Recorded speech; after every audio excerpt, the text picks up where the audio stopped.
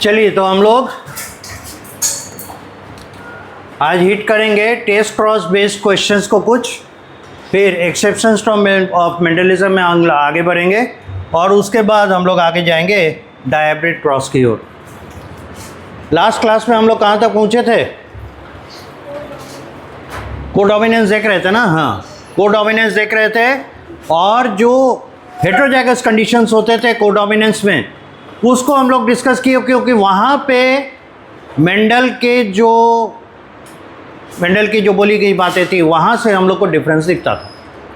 Mendel का जो proposed law of dominance था वो क्या कहता है कि जब हेटेरोजाइगस कंडीशन होगा डोमिनेंट और रिसेसिव एलील्स एक साथ आएंगे, यानी उनके अनुसार फैक्टर एक साथ आएंगे, तो एक्सप्रेशन किसका होगा? डोमिनेंट वाले का। लेकिन कोडोमिनेंस एक ऐसा एक्सेप्शन दे रहा है जहाँ दो फैक्टर आ रहे हैं हेटेरोजाइगस कंडीशन में एक साथ और दोनों ही अपना एक्सप्रेशन दे रहे हैं, और सिर्फ इतना ही नहीं 50-50% दोनों का शेयर है, यानी दोनों इक्विवेलेंट हैं और दोनों का स्ट्रेंथ बराबर है। इसलिए इन दोनों को डोमिनेंट कहा गया और ये फिनोमेना हो गया कोडोमिनेंस का। तो ब्लड ग्रुप जो प्रॉपर्टी है ह्यूमन का वो दो तरीके से एक्सेप्शन में आता है मेंडलिज्म का। पहला, मल्टीपल एलील। मेंडल के अनुसार किसी भी कैरेक्टर के दो तरह के फैक्टर होते हैं, एक डोमिनेंट एक रिसेसिव। कहने का मतलब दोनों कंट्रास्ट, एक दूसरे से कंट्रास्ट करते हैं। यहाँ पे तीन तरह के फैक्टर मिल रहे हैं जो उनके है ना एजम्पशन में शामिल नहीं था। दूसरा, डोमिनेंस रूल को ये रिफ्यूट कर रहा है, एक जगह पे एक्सेप्शन ला रहा है। तो इसीलिए ABO ब्लड ग्रुप सिस्टम इसके एक एक्सेप्शन में आता है। अब इसी का आगे बढ़ते हुए दूसरा एग्जांपल देखिए, यह है sickle cell anaemia. Sickle cell anaemia, तो ये देखिए एक ऐसा इम्पॉर्टेंट कॉन्सेप्ट है, ये कई जगह पे एग्जाम्पल्स के रूप में आएंगे। पहले तो देखें सिकल सेल किसको कहा जा रहा है? इट इज द मॉडिफाइड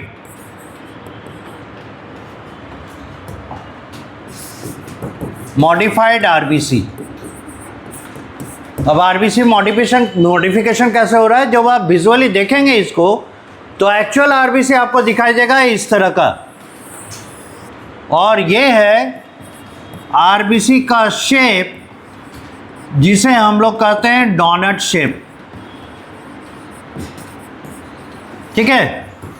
और डोनट शेप मतलब होता है सर्कुलर बाई कॉनकेव, यानी अगर आप इसको एक इमेजिन करें फुटबॉल की तरह, तो अगर इस फुटबॉल में हवा कम हो जाए और किसी ने किक मारा एक एंड से, तो क्या होगा? अंदर की तरफ दब जाएगा, होगा ना। और उसी फुटबॉल को अगर ठीक ऑपोजिट एंड से फिर एक किक मारा गया तो फिर ऑपोजिट एंड से दब जाएगा। तो इमेजिन कर पा रहे हैं कैसा दिखेगा?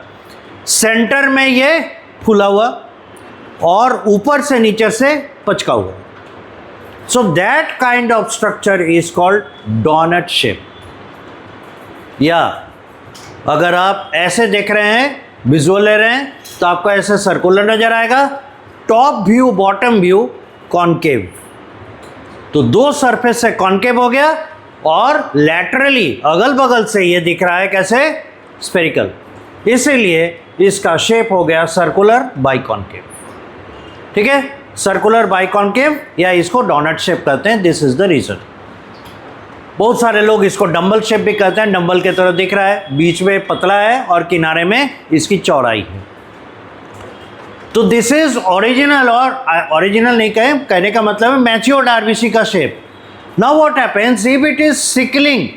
सिकल क्या आकार? सिकल होता है हंसुआ जिसको कहते हैं, है ना, घास काटा जाता है ना, ऐसे काफ़ी शार्प एज वाला एक अर्धचंद्राकार स्ट्रक्चर होता है लोहे का, दैट इज कॉल्ड सिकल। तो सिकल शेप का अगर आरबीसी हो जाएगा it will look like this. कहाँ ये सर्कुलर बाई कॉन्केव, कहाँ ये ऐसा नुकीला सा दोनों एंड में और बीच में स्लाइड फैला हुआ, दिस इज सिकल शेप।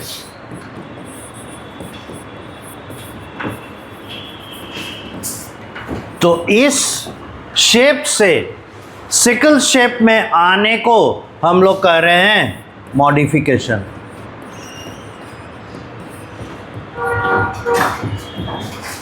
इसे कहा जा रहा है modification.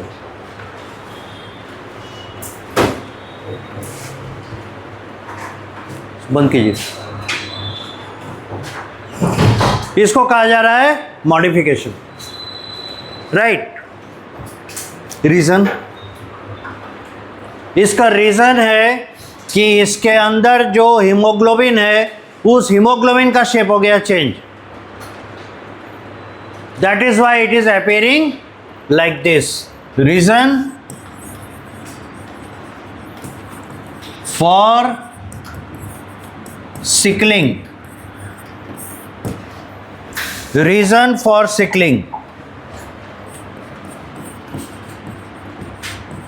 change in shape of hemoglobin। आजकल ऐसे ही लिख रहे हैं, ऐसे होता है HAEMOGLOBIN, दोनों इक्वली करेक्ट है। शॉर्ट में HB, change in shape of haemoglobin, this is the reason.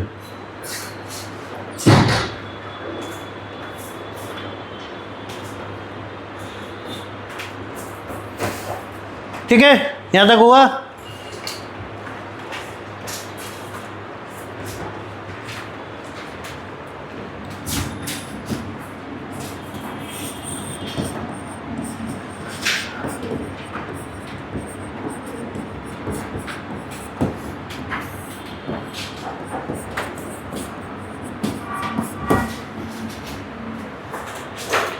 Haemoglobin का एक्चुअल शेप जो होता है वो होता है ग्लोबुलर।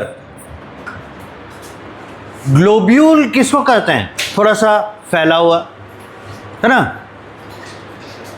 प्रॉपरली एक डेफिनिट शेप में नहीं कहा जाएगा, हाँ स्फेरिकली, ऑलमोस्ट स्फेरिकल जैसा नजर आएगा। और ग्लोबुलर शेप का जो ये एक प्रोटीन है, हीमोग्लोबिन इज ए प्रोटीन, और ग्लोबुलर शेप का जो प्रोटीन होता है it is soluble in water, पानी में तैरेगा, ठीक है, डिजॉल्व होके नीचे बैठ नहीं जाएगा, इट कैन फ्लोट। लेकिन ये तो इसका नॉर्मल शेप है। आपको यहां क्या पता चल रहा है?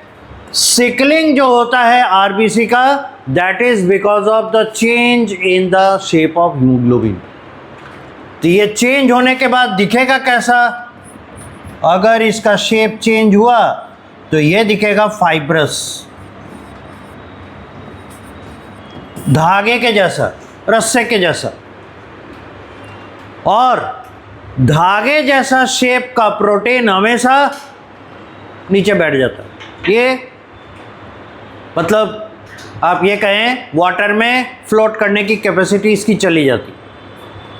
ये वही बात है, जैसे मान लेते हैं मेरे पास एक मेटल का शीट है, तो पानी में डाल देंगे वो तैरेगा, like that of the boats, metal के शीट से बना है।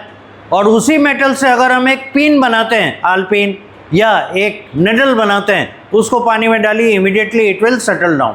रीज़न क्या है? उसका शेप ऐसा है कि उसकी डेंसिटी बढ़ गई।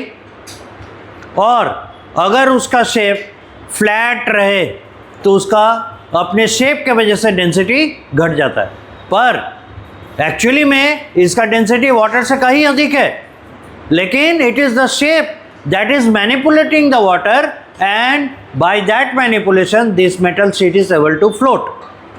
तो same way the haemoglobin can do, right.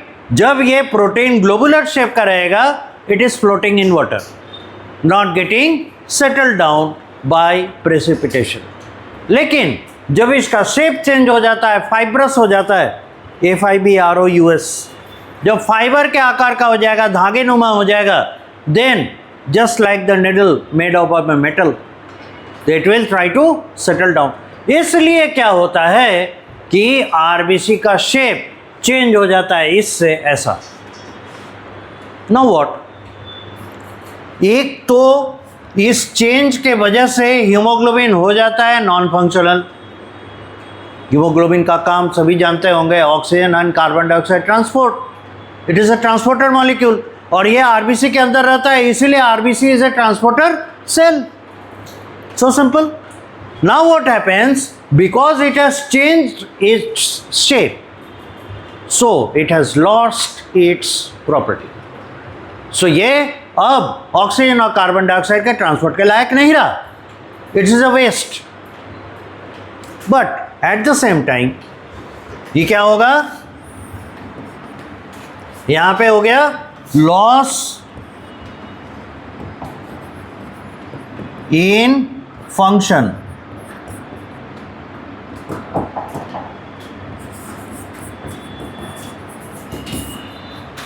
Globular shape से फाइब्रस शेप में आने के वजह से इसका फंक्शन हो जाएगा गायब। जो काम करना था ट्रांसपोर्ट, वो नहीं करेगा। इम्पैक्ट इसका,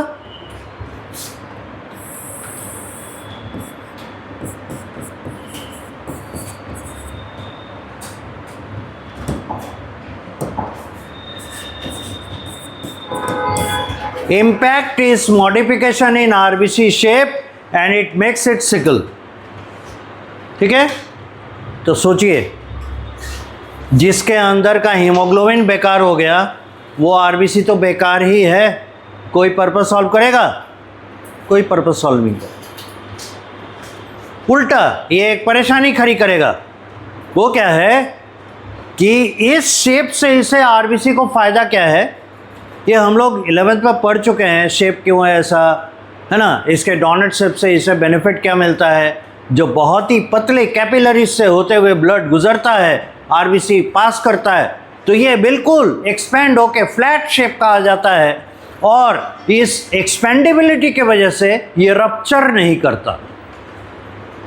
जब ये बहुत ही फाइन कैपिलरीज से गुजरता है, RBC is still able to make itself intact and it is able to transport oxygen and carbon dioxide. But what happens जब ये सिकल शेप का हो जाएगा, इसमें रिजिडिटी आ जाता है और ब्लड प्रेशर के आगे इसकी रिजिडिटी काम नहीं आएगी। इसी वजह से क्या होता है, ये रप्चर कर जाता है। तो आरबीसी जैसे ही सकरे पतले कैपिलरीज से होते हुए गुजरता है, it gets ruptured because of this shape and entire hemoglobin comes out of the RBC। उसके जब वो फटी जाएगा, रप्चर कर जाएगा, साइटोप्लाज्म उस पर रहेगा क्या? Not at all. तो साइटोप्लाज्म में ही, आरबीसी के साइटोप्लाज्म में हीमोग्लोबिन रहता है, ये बाहर आ जाएगा। And this situation is called anaemia. Anaemia क्या है? एनीमिया है हीमोग्लोबिन का ब्लड में कमी। अब बोलिएगा हीमोग्लोबिन का ब्लड में कमी कैसे हुआ? आरबीसी में से फट के ब्लड में ही तो घूमेगा, है कि नहीं? जाएगा कहाँ? हाँ सही बात है, लेकिन हीमोग्लोबिन मेजर करने का तरीका क्या है? हम आरबीसी आइसोलेट करते हैं, then we break them and then measure the haemoglobin, because our measurement of hemoglobin is only concerned with the appropriate RBCs। तो वो हीमोग्लोबिन जो आरबीसी के अंदर कैद है, उस हीमोग्लोबिन की मात्रा में भयानक कमी आ जाएगी, because RBCs are getting ruptured. So severe deprivation in the haemoglobin level and this is called anaemia. Because of sickling of the RBC, so the name comes as sickle cell anemia। आई बात समझ में? अब इसके पीछे बहुत सारे reasons हैं। Ultimate reason आपको म्यूटेशन में पता चलेगा, है ना। इसका इनहेरिटेंस पैटर्न यहाँ पे हम लोग को जानना। ये तो फिजियोलॉजी हो गया, है ना। ये आरबीसी क्या कर रहा था, कैसे हो गया और क्यों एनीमिया हो रहा है। अब हम लोग को जेनेटिक्स पॉइंट ऑफ व्यू से, मेंडलिज्म पॉइंट ऑफ व्यू से समझना है why it stands in the exception of monohybrid cross, और ये कैसे को डोमिनेंस शो करता है। आई बात समझ में? यहाँ तक नोट करना चाहते हैं कर सकते हैं। हो गया किसी का? सबका हो गया? आगे बढ़े। तो देखिए, जब भी जेनेटिक्स स्टडी करना होगा तो फैक्टर डिसाइड करने हैं, और उस फैक्टर के वजह से होने वाला फिनोटाइप क्या होगा वो डिसाइड करना, राइट? तो यहाँ फिनोटाइप पहले डिसाइड करें। यहां हम लोग जिस पॉइंट ऑफ व्यू से देख रहे हैं, sickle cell anaemia phenotype for codominance। हम जिस फिनोटाइप को हिट कर रहे हैं वो है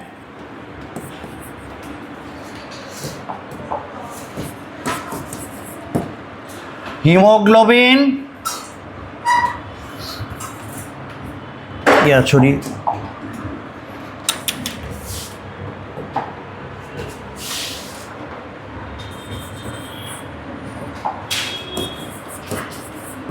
आरबीसी शेप। एक शेप हो गया डोनट शेप, दूसरा हो गया सिकल शेप। ठीक है, अब फैक्टर्स डिसाइड करने होंगे।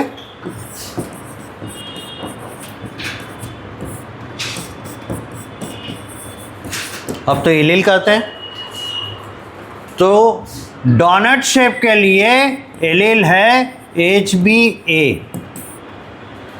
ऐसा नाम रखा गया, और इसके लिए है HBS, S from sickle.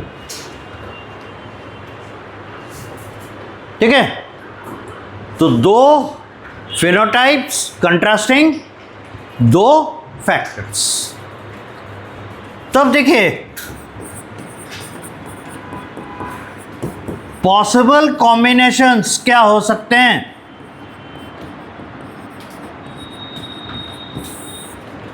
Possible combinations क्या क्या हो सकते हैं, कौन बताएंगे? फैक्टर्स का कॉम्बिनेशन।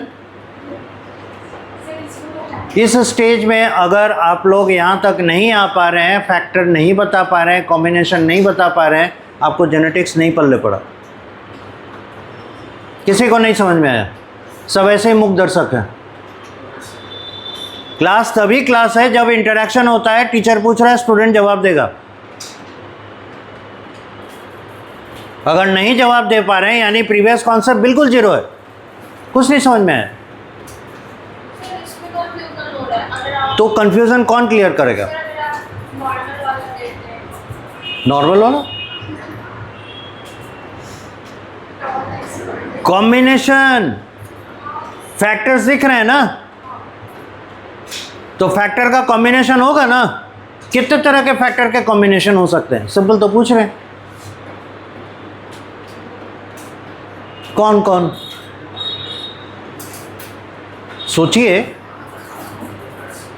खाली खाना सोचिएगा तो थोड़े होगा, इसको भी तो सोचना है। बोलिए, दो फैक्टर हैं, इनके कॉम्बिनेशंस बताइए, हम लिख रहे हैं। डिक्टेट मी। अरे डोनट शेप तो इसका फिनोटाइप है। जीनोटाइप तैयार करने के लिए फैक्टर्स चाहिए ना।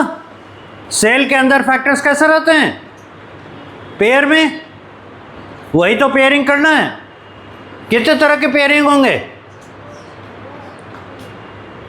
हम आप लोग को डेफिनेशन लिखाए थे, होम हो जाएगा, सेट हो जाएगा, सही सब कहाँ गया? कभी पढ़े पलट के कि वैसे ही है कॉपी में छपा हुआ? कितने तरह के होमोजाइगस होंगे? दो तरह के होंगे, बताइए कौन कौन?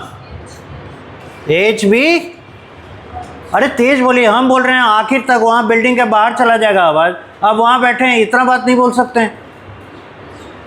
What is this? H B louder, H B A नहीं दिख रहा है किसी को, तो काहे नहीं बोल रहे हैं? एच बी ए के साथ होमोजाइगस कैसे बनेगा? सांप सूंघ जाता है सबको।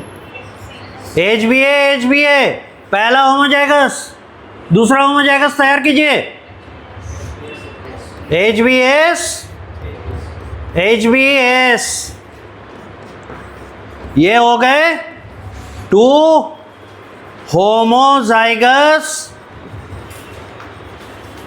कंडीशंस।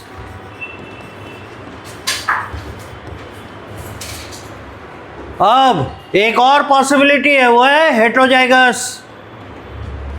बताइए हेटेरोजाइगस कैसे बनेगा? एच बी ए, एच बी एस।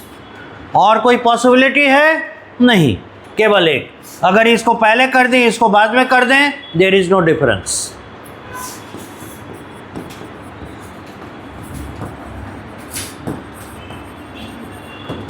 हेटेरोजाइगस, ठीक है।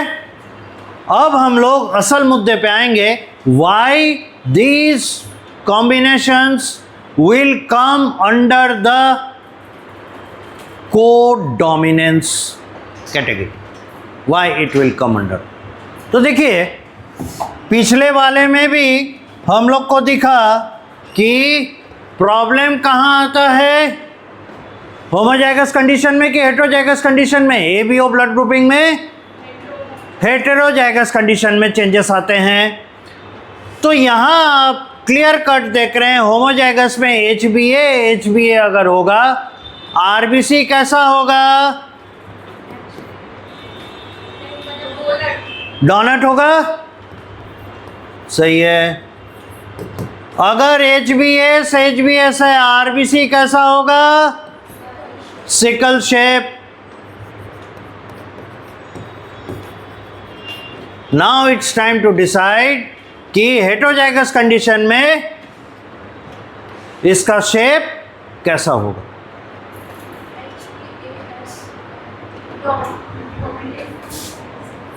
इसका शेप हो जाता है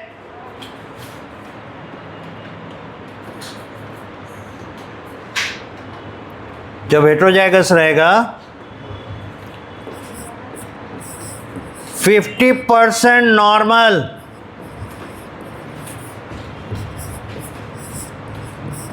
50% सिकल।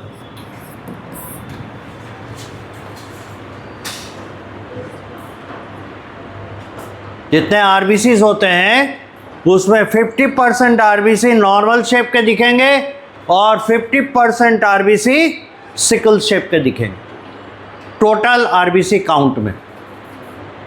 इसका मतलब क्या हो गया? दोनों में से कोई भी एक दूसरे पर कंप्लीटली क्या पार्शियली भी डोमिनेंट नहीं है, दोनों अपना एक्सप्रेशन देने में सक्षम है। इसीलिए ये दोनों क्या होंगे? कोडोमिनेंट। ठीक है, ये दोनों कोडोमिनेंट होंगे। यहां तक हुआ?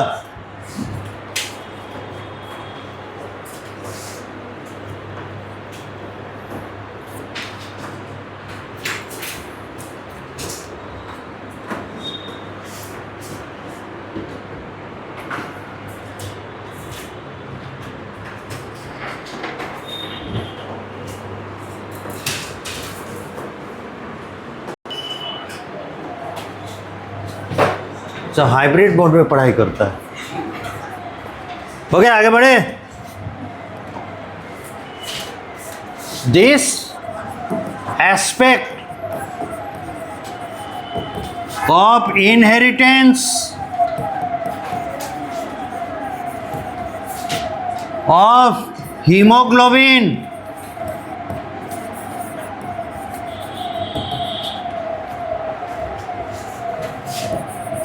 makes the sickle cell anemia, another condition for codominance, wherein both HbA and HbS are able to show their inheritance. However,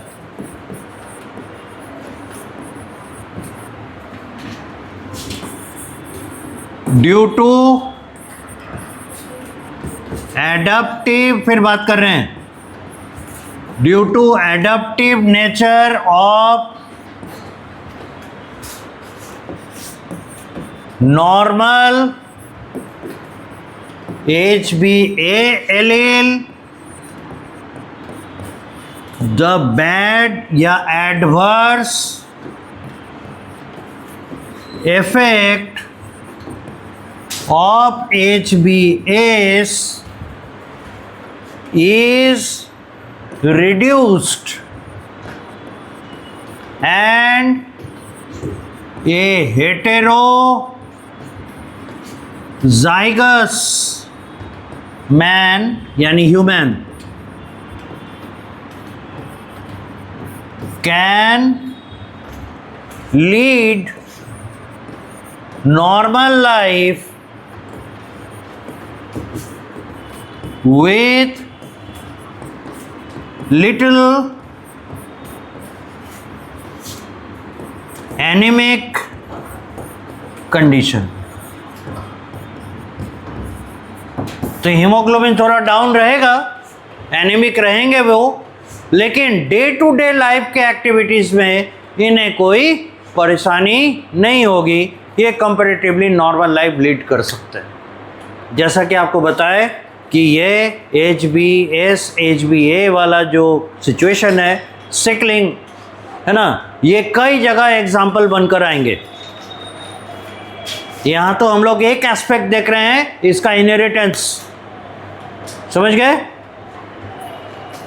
तो ये भी आते हैं कोडोमिनेंस के नेचर में, लेकिन इन एक्चुअल प्रैक्टिस देखा जाता है, जैसे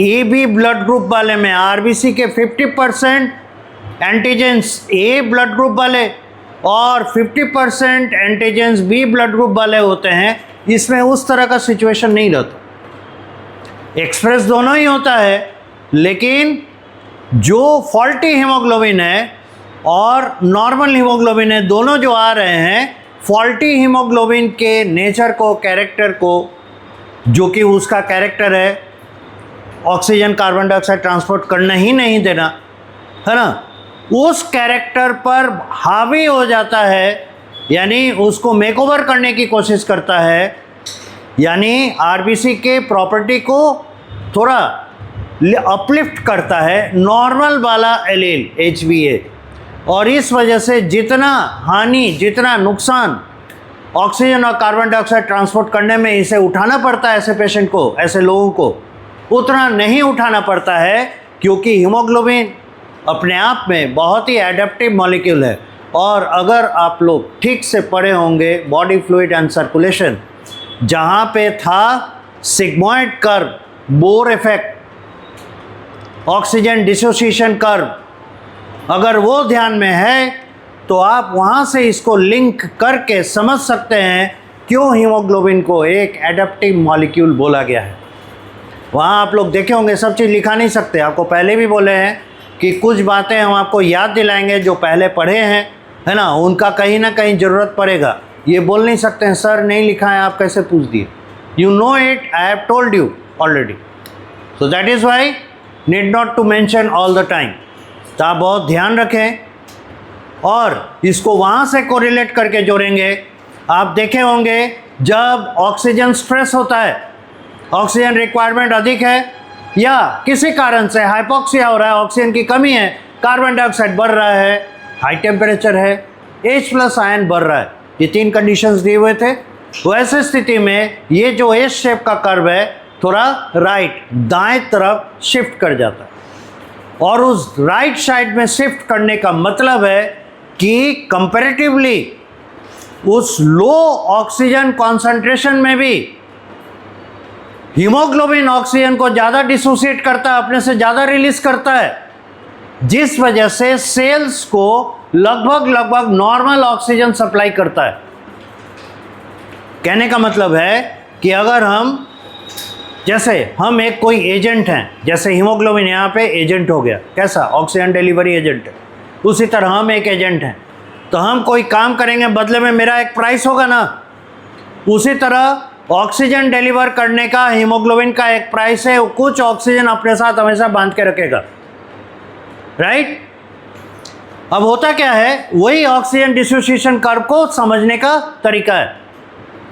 अब होता क्या है कि अगर सामने वाले को ऑक्सीजन की ज़्यादा आवश्यकता है, तो हीमोग्लोबिन ऐसा काइंड हार्टेड मॉलिक्यूल है कि वो उस समय ज़्यादा ऑक्सीजन देगा, अपने शेयर का ऑक्सीजन वहाँ देकर आएगा, उसे मिला नहीं डिलीवर करने के लिए प्रॉपर, लेकिन फिर भी उसने अपने साथ जो जोड़ के रखे हुए थे वो ऑक्सीजन वहाँ डिलीवर करके आएगा, यानी कंपैरेटिवली कम मार्जिन पे काम कर रहा है। ऐसे आप सोच सकते हैं, है ना। होता नहीं है कि कोई ज़्यादा मार्जिन लेके काम कर रहा है पैसे का, कोई कम मार्जिन पे ही सेम काम करके दे रहा है। तो हीमोग्लोबिन जैसा को तैसा करता है, जब ऑक्सीजन ज़्यादा है तो ऑक्सीजन ज़्यादा पकड़ के रखता है, डिलीवर करता है जितना चाहिए। अब अगर ऑक्सीजन की कमी है तो अपना शेयर अपने साथ ऑक्सीजन को कम जोड़ के रखता है, ज़्यादा ऑक्सीजन डिसोसिएट करके आता है, और इस तरीके से हीमोग्लोबिन एक एडेप्टिव मॉलिक्यूल बन जाता है, ऑक्सीजन की कमी में भी ज़्यादा ऑक्सीजन सप्लाई कर सकता है। यही हीमोग्लोबिन का एडेप्टेशन उसकी नॉर्मलसी को दिखाता है। This is given by the haemoglobin A. ये हीमोग्लोबिन ए का प्रॉपर्टी उस पर रिफ्लेक्ट हो रहा है, राइट। अब होगा क्या, जब सिकलिंग हो जाएगी तो सिकलिंग क्या करेगा, हीमोग्लोबिन को फाइब्रस बनाने की कोशिश करेगा, है ना, तो नॉर्मल सी उसका बिगड़ जाएगा। ऐसे में सेल के अंदर ऑक्सीजन की डिफिशियंसी होगी, क्योंकि 50% आरबीसी बेकार है और उसका जीवन चल रहा है 50% नॉर्मल आरबीसी से। तो ऐसी स्थिति में चूंकि हीमोग्लोबिन एक एडेप्टिव मॉलिक्यूल है, तो वो उस एडेप्टेशन के नाते कम ऑक्सीजन के मार्जिन पे ज़्यादा ऑक्सीजन सप्लाई करके सेल को आएगा। इसलिए हीमोग्लोबिन बेकार होने के बावजूद, एनीमिक कंडीशन होने के बावजूद उसके सेल को ऑक्सीजन की कमी बहुत अधिक महसूस नहीं हुई। तो उसके फिजियोलॉजी पे, उसके शरीर पर जो बैड इफेक्ट पड़ना चाहिए था उस एनीमिक कंडीशन का, एबनॉर्मल हीमोग्लोबिन का, वो बहुत हद तक बैलेंस हो जाता है, बहुत हद तक न्यूट्रलाइज हो जाता है। This is why they are able to lead almost normal life on many aspects. जैसे ब्रेन रिलेटेड जो काम करना है वो भी वैसा ही कर सकते हैं। हाँ, जहाँ पे परफॉर्मेंस फिजिकल स्ट्रेंथ का होगा वहाँ पे थोड़ा सा मार्क आएंगे, क्योंकि ऑलरेडी उनके हीमोग्लोबिन स्ट्रेसफुल कंडीशन में है, तो ज़्यादा मेहनत वाला काम करने लगेंगे। सेल्स में यानी मसल्स में एनारोबिक रेस्पिरेशन रेट बढ़ेगा, जिसके वजह से बॉडी पेन बहुत ज़्यादा होगा। So this are the things. तो वही कहे कि ये नॉर्मल लाइफ तो लीड कर सकते हैं, एक्सेप्ट अंडर सम सर्कमस्टांसेस उनका नॉर्मल फिजियोलॉजी चलता रहता है, and that is because of the adaptive nature of the haemoglobin. तो ये दूसरा एस्पेक्ट है, और यहाँ से आप सिकल सेल एनीमिया का क्वेश्चन 11th के ऑक्सीजन डिसोसिएशन कर्व से जोड़कर देख सकते हैं, पूछने वाला पूछ सकता है। आई बात समझ में? इसीलिए ये बात आपको बताई गई। वहाँ भी पढ़ते समय आपको बताए थे कि देखिए हीमोग्लोबिन यहाँ पे पढ़ रहे हैं, आपको बताकर चल रहे हैं ये एक प्रोटीन है जिसमें दो तरह के प्रोटीन चेन पाए जाते हैं, alpha chain, beta chain. Total मिला के 4 प्रोटीन चेन्स हैं, 2 अल्फा 2 बीटा। इसका एस्पेक्ट हम लोग को 12th पे कई जगह पे पढ़ने को मिलेगा। This is the first aspect that we are going through. समझ गए?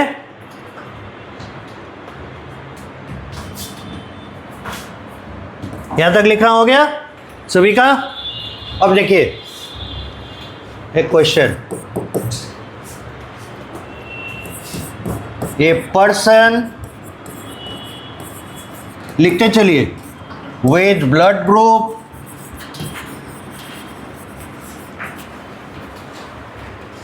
A has a daughter of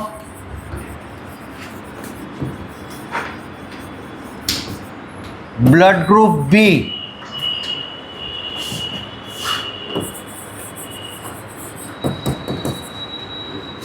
What is the possibility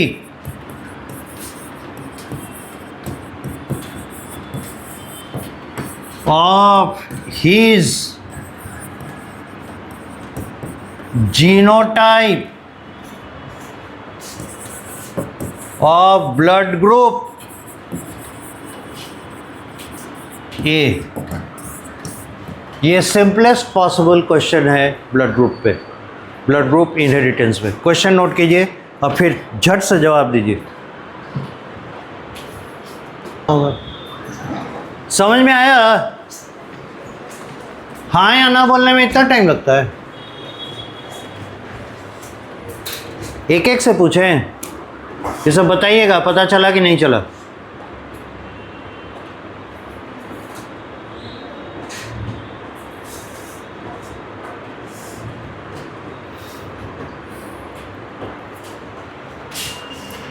देखिए जब भी ऐसे क्वेश्चन का सॉल्यूशन करेंगे पहले हम क्या बोले, डेटा कलेक्ट करके रखिए। क्या दिया है?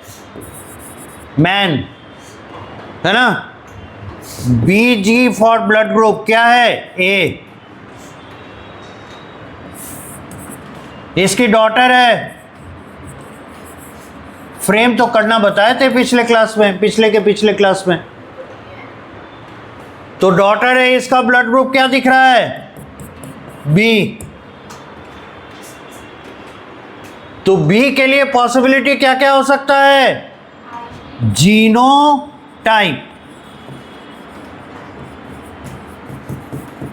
आई कैपिटल बी, दूसरा I capital B and I. ये दो पॉसिबिलिटीज हैं। अब इसके फादर का जीनोटाइप क्या क्या हो सकता है? आई कैपिटल ए और दूसरा I capital A and I. अब यहां ध्यान दीजिए, अगर इसके डॉटर का जीनोटाइप होमोजाइगस आई बी है तो यहां एक कंपोनेंट तो है ही नहीं, यानी इसमें जो जीनोटाइप के कंपोनेंट्स दिख रहे हैं उसमें से एक इसको किससे मिलेगा? फादर से, और एक किससे मिलेगा? मदर से। फादर अकॉर्डिंग टू दिस क्या दे सकता है? या तो कैपिटल आई ए या कैपिटल आई। देख रहे हैं ना, यहां से कौन सा जीनोटाइप यहां जा सकता है? या तो कैपिटल आई ए या फिर कैपिटल आई, और कोई दूसरा पॉसिबिलिटी है?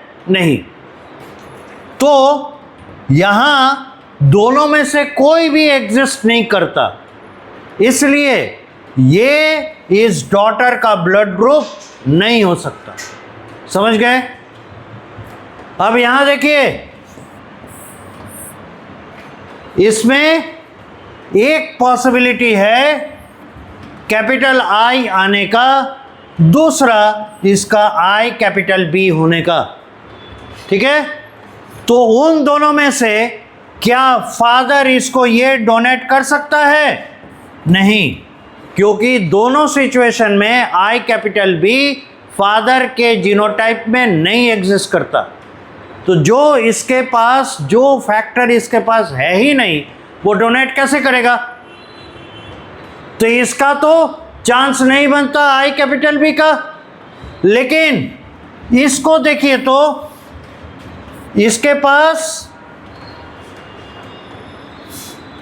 अगर फादर का genotype I capital A and capital I है तो ये कैपिटल आई डोनेट कर सकता है। लेकिन अगर फादर का जीनोटाइप आई कैपिटल ए है तो इसके पास तो फिर से कैपिटल आई नहीं है, इसलिए फादर का जीनोटाइप ये वाला नहीं हो सकता। इसी में एक पॉसिबिलिटी बनता है कि फादर कैपिटल आई डोनेट कर सकता है, इसीलिए फादर का genotype I capital A and I यानी हेटेरोजाइगस ए होगा। समझ में आया? नॉन स्टॉप बोले इसलिए नहीं पता चला, फिर से बोला धीरे धीरे रुक रुक कर। पहला काम क्या करना होगा ऐसे में? डाटा निकाल के क्वेश्चन का फ्रेम करेंगे, क्वेश्चन का इक्वेशन लिखेंगे। लिखने के बाद हमें कहाँ तक पहुँचना है वो देखेंगे और हमारे पास क्या क्या रिसोर्सेस है वो देखेंगे। दूसरा स्टेप हो गया। तीसरे स्टेप में क्या करेंगे? हम देखेंगे यहाँ तक पहुँचने के लिए इनमें से कौन कौन है जो वहाँ तक जा सकते हैं, या हम लोग यहाँ से सिलेक्ट करें कि इनमें जो हैं वो इधर से आ सकते हैं कि नहीं। दोनों तरीका है। तो अगर हम यहाँ से जज कर लें कि इनमें जो फैक्टर्स हैं वो इधर से आ ही नहीं सकते, तो जो ऐसा कॉम्बिनेशन शो कर रहा है उसे डिलीट कर दीजिए, वो यहाँ एप्लीकेबल नहीं होगा। इस पॉसिबिलिटी को देखें, ये फादर के तरफ से आ सकता है। अब जब वो कैपिटल आई आने की पॉसिबिलिटी फादर से है तो हम लोग को फिर देखना होगा कि फादर के जीनोटाइप क्या हो जिससे कि एक तो कैपिटल आई जरूर रहे। ठीक है? अब यहां देखिए, फादर के पास genotype possibility homozygous capital I capital A हो सकता है या हेटेरोजाइगस आई कैपिटल ए हो सकता है। तो होमोजाइगस अगर होगा तो आई नहीं आएगा, इसलिए ये पॉसिबिलिटी हट गया। बचा कौन? हेटेरोजाइगस ए, इसीलिए फादर विल बी हेटेरोजाइगस ए। समझ में आया कैसे इसको फ्रेम करेंगे? तो ये तो हम लोग मेंटल कैलकुलेशन से इस तरीके से देख सकते हैं, लेकिन जब आपको एक्सप्लेनेटरी क्वेश्चंस मिलेंगे तो आपको स्टेप बाय स्टेप चलना पड़ेगा। पहले ये स्टेप, फिर यहाँ इक्वेशन लिखेंगे या कंडीशन लिखेंगे कि possibility of daughters genotype this one, this does not have any I capital A और I, that is why this situation does not arise. अब दूसरे पर आएंगे, heterozygous. This has one possibility that capital I is donated from her father. From that point of view, this possibility does not arise. Only heterozygous I capital A is able to donate capital I.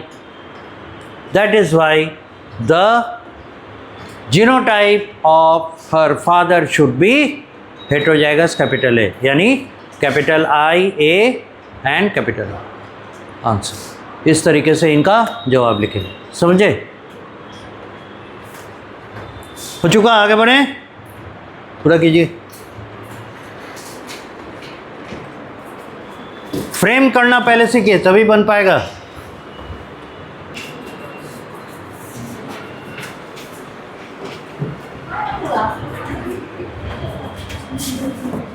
देखिए,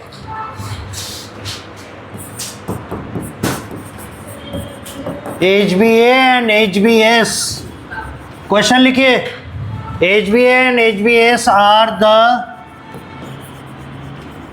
two alleles for beta chain of hemoglobin.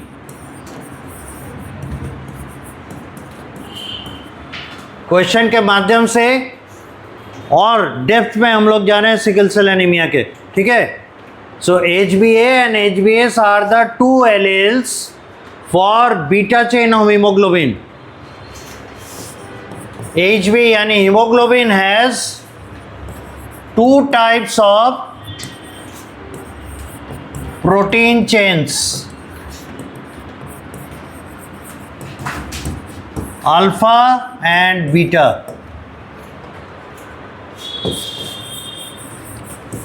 Both are double in number per hemoglobin molecule, per hemoglobin molecule. If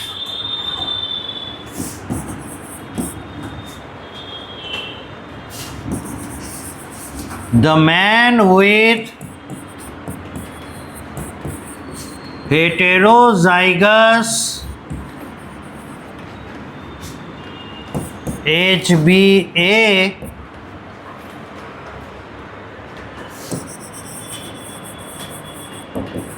marries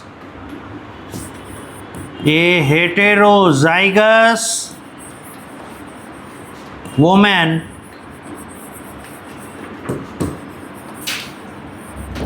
what is the percentage of kids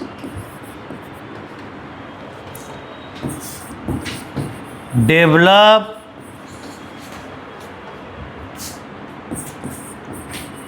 complete sickle cell anemia?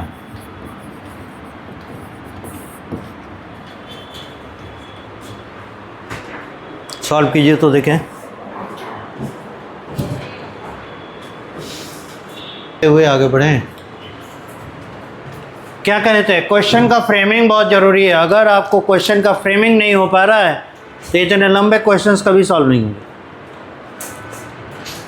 HbA, ये तो information है कि HbA और HbS ये दो allele होते हैं कौन से के लिए, बीटा चेन बनाने के लिए। और हम जानते हैं HbA HbS ये सिकल सेल एनीमिया के फैक्टर्स हैं। अब आगे देखिए, यहाँ तक इन्फॉर्मेशन था।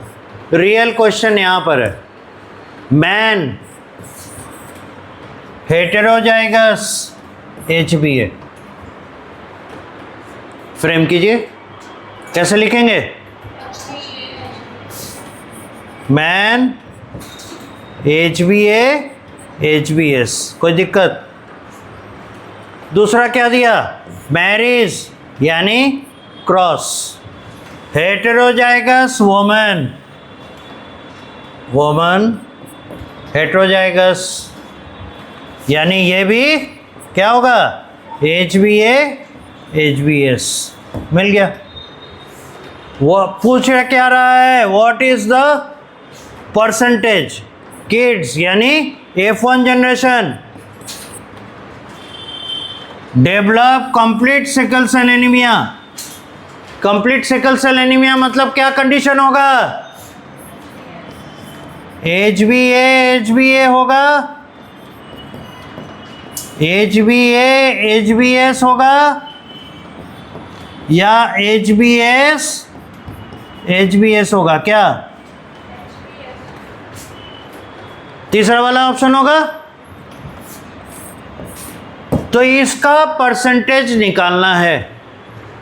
क्रॉस का फ्रेम आ गया, जीनोटाइप आ गए, जीनोटाइप आ गए। अगला काम क्या करते हैं हम लोग क्रॉस में, गैमेट बनाते हैं। गैमेट बनाइए, यहां तक तो कीजिए। क्या हुआ, नहीं समझे? नहीं समझ गए। समझ गए तो गैमेट फॉर्म कीजिए, लिखिए। देख रहे हैं मेरा, इसको देख कर नहीं होगा। जो बात बोले वो उसको समझिए और समझने के बाद अपने से आगे बढ़िए, तब ना बिना हेल्प लीजिएगा। हर वक्त मेरा पैसा के लेके कहाँ तक जाइएगा।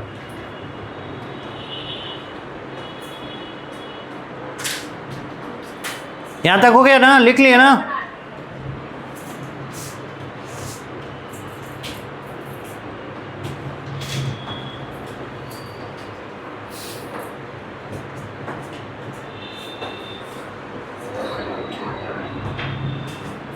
हो गया?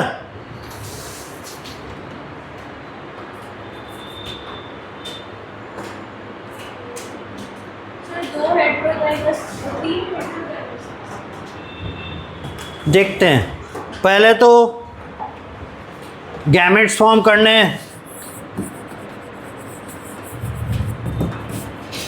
मेल के लिए गैमेट्स क्या होगा? HBA और HBS, 2 तरह का गैमेट बनेगा ना। और फीमेल के लिए HBA HBS, 2 तरह का गैमेट बना। पनेट स्क्वायर बनाएंगे, इस तरफ गैमेट्स जाएंगे, HBA HBS HBA HBS। इस कॉम्बिनेशन से क्या मिलेगा? HBA HBA।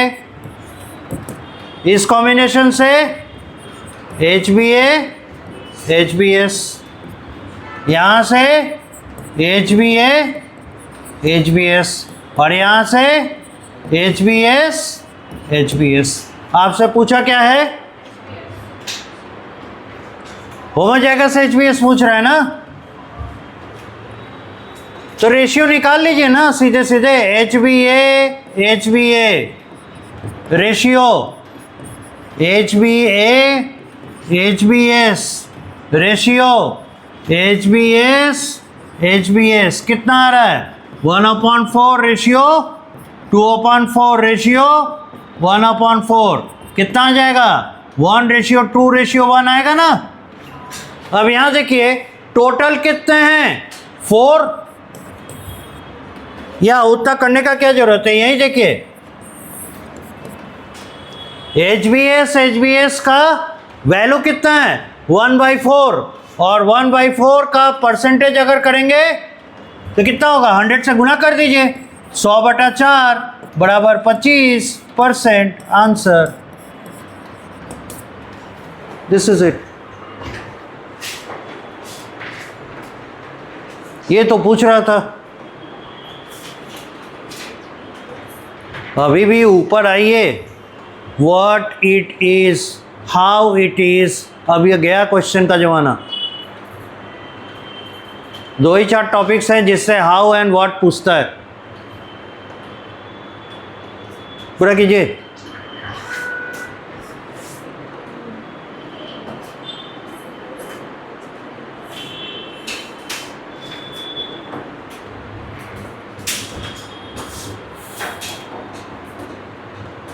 अभी ये हाल है, आप लोगों को कैसे हम डायब्रेट क्रॉस बताएंगे वो समझ में नहीं आ रहा। मोनो हाइब्रिड क्रॉस में ही सबका पसीना छूट रहा है।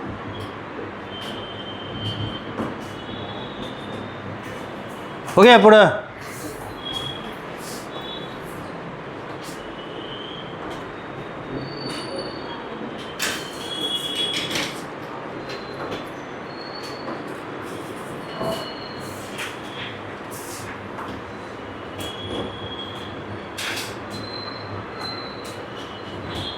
आगे बढ़े।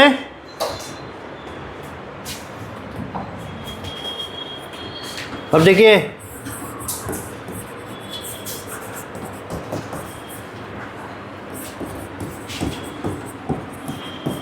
डायब्रेट क्रॉस।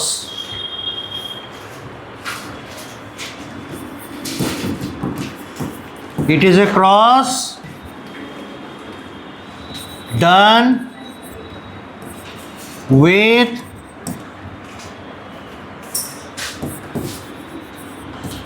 two sets of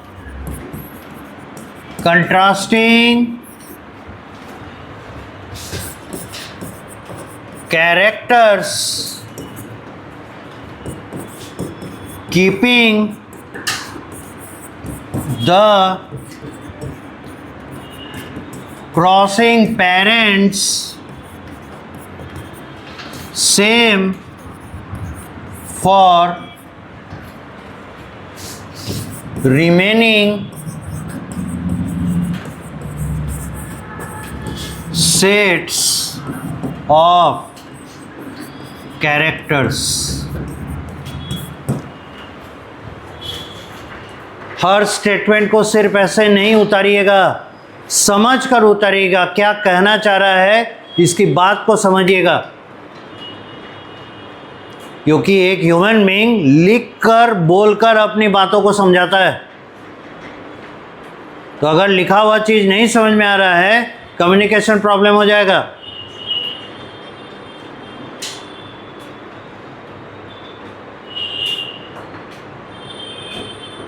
यहां तक हो गया? तो इसके कहने का मतलब है मोनो हाइब्रिड क्रॉस में हम लोग क्या करते थे, सिर्फ एक सेट ऑफ कंट्रास्टिंग कैरेक्टर रखते थे, यानी सिर्फ एक ऐसा कैरेक्टर होगा दोनों पेरेंट में जो एक दूसरे के अपोजिट होंगे, बाकी सारे कैरेक्टर्स यूनिफॉर्म होंगे। तो वैसे क्रॉस को क्या कहा गया, मोनो हाइब्रिड क्रॉस। लेकिन अगर वही एक कैरेक्टर के बजाय दो कैरेक्टर पे दोनों कंट्रास्ट कर रहे हैं, एक दूसरे के अपोजिट हैं, बाकी सारे सेट ऑफ कैरेक्टर्स अगर सेम हैं, तो ऐसे क्रॉस को कहा जाता है डाई हाइब्रिड क्रॉस। ठीक है? The parents selected for the dihybrid cross are to be true breed या प्योर लाइन। इसका भी मतलब समझ गए होंगे, पहले लिखिए।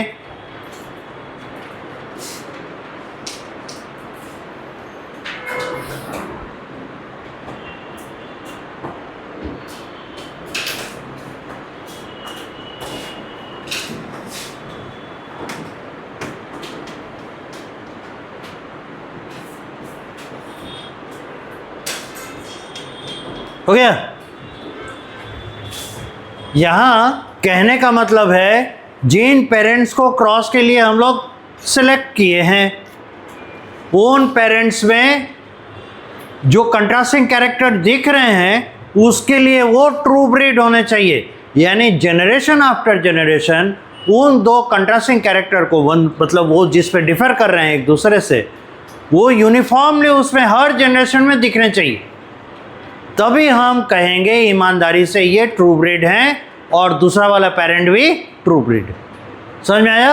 ये कहने का मतलब। Example, tall round seed pea plant, इसका क्रॉस हो जाए अगर dwarf wrinkle seed pea plant, इन्हें भी लेना होगा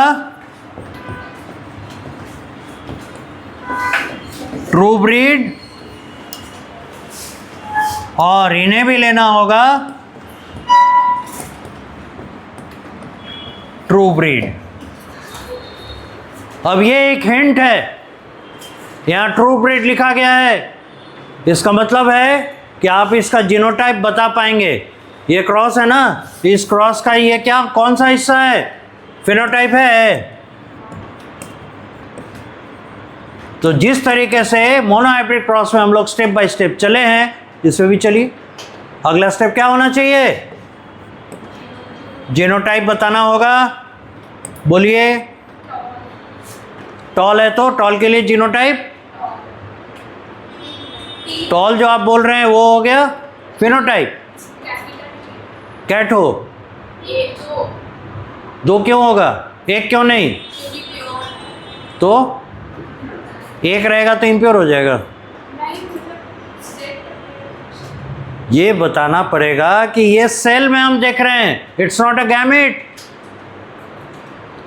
और सेल में डबल रहता है, पेयर में रहता है, पर ये पेयर हो जाएगा सोगा क्योंकि ट्रू ब्रीड है। ऐसे जवाब दिया कीजिए। तो यहाँ पे क्या होगा? कैपिटल टी टॉल के लिए, और हाँ इधर का बताइए, दूसरा पेरेंट।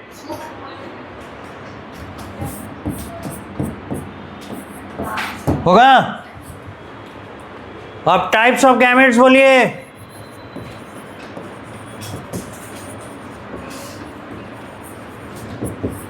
और हम जानते हैं आप लोग का फिर मजाक उड़ेगा गैमेट बनाने में।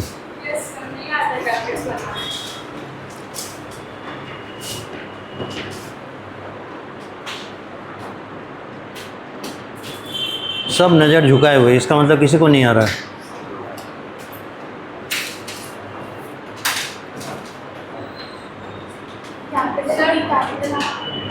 हाँ,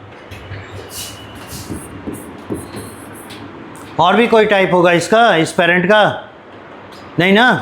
तो एक ही टाइप का गैमेट बना पाएगा, कैपिटल टी कैपिटल आर, और उसका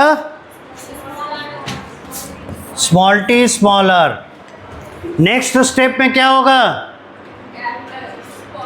फर्टिलाइजेशन। सेल्फिंग अभी कहाँ से? अभी F1 जनरेशन आया ही नहीं।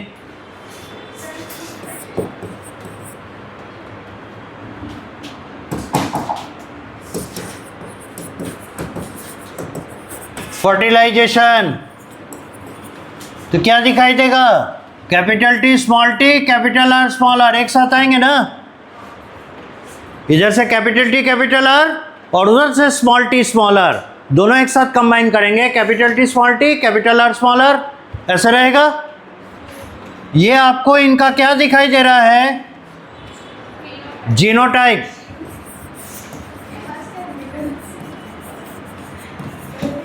शुक्र है टंग ट्विस्टिंग नहीं हो रहा है। और ये दिखेंगे कैसे? फिनोटाइप क्या होगा?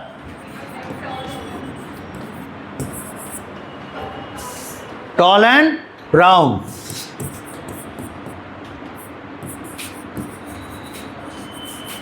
और ये जनरेशन नंबर F1। अब अगला स्टेप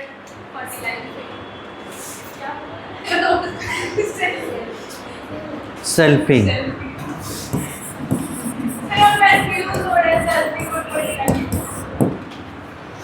ऐसे ही हाथ और रोटी में कंफ्यूज होते रहिए। हाथ के जगह रोटी खा रहे हैं, रोटी के जगह हाथ। सेल्फिंग। सेल्फिंग कराएंगे तो पेरेंट्स के बारे में बताएंगे ना, कौन कौन पेरेंट हैं? कौन होंगे पेरेंट? F1 पेरेंट्स ही होंगे ना। तो इनका फिनोटाइप बोलिए।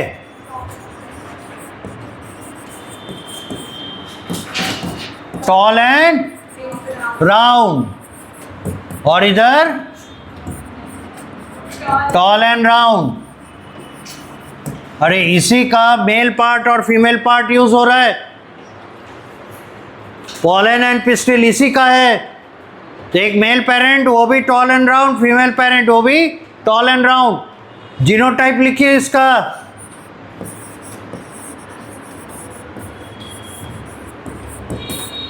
जीनोटाइप क्या होगा?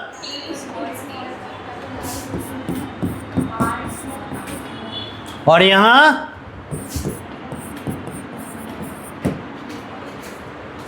अब गैमेट्स टाइप्स। कितने टाइप का गैमेट बनेंगे?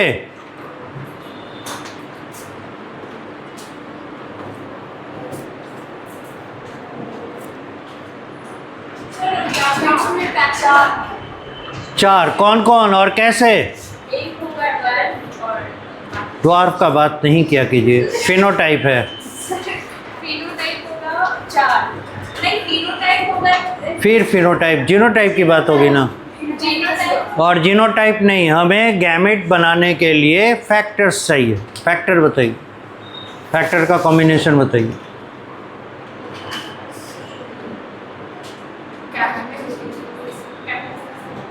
ये तो सही देख रहे हैं, किताबें देख के समझ रहे होंगे 4 तरह का बनेगा। कैसे, वो हमें जानना है, क्योंकि हर बार टी और आर वाला नहीं रहेगा, कुछ और भी रह सकता है।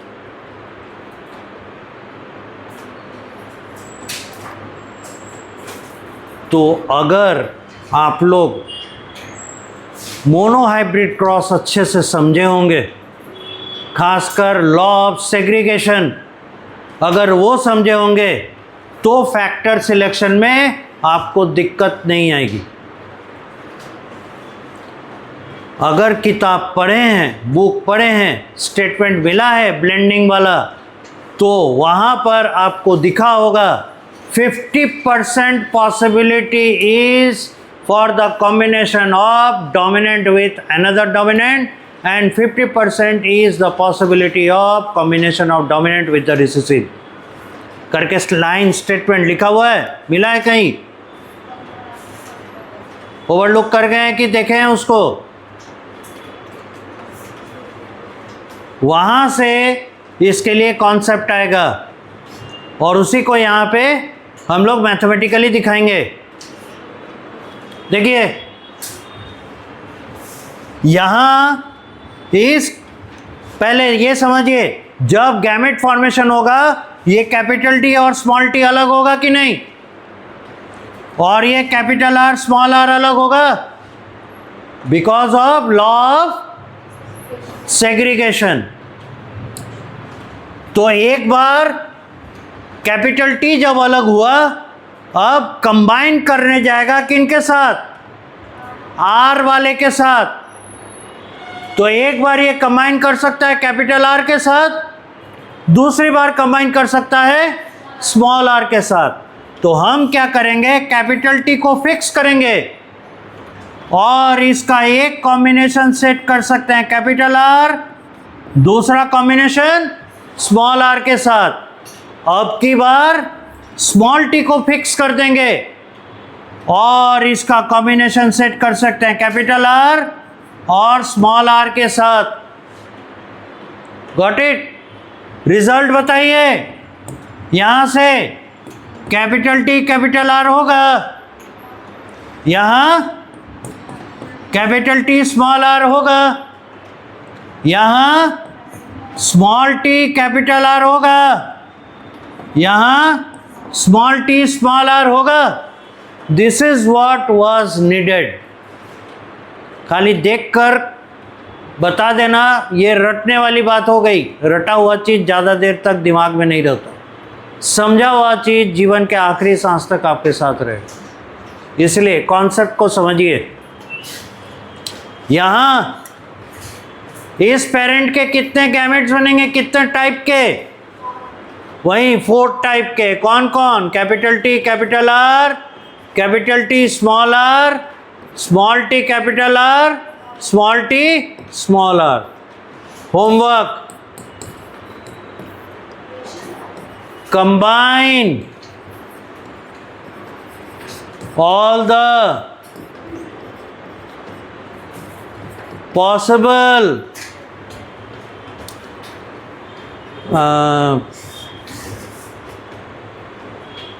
combine all the possible factors to get offsprings by Punnett square। Punnett square बनाकर आप इनके कॉम्बिनेशन सेट करके और उनका फिनोटाइप लिख कर कॉपी पे लाइएगा। हर एक कोई ये काम करेंगे।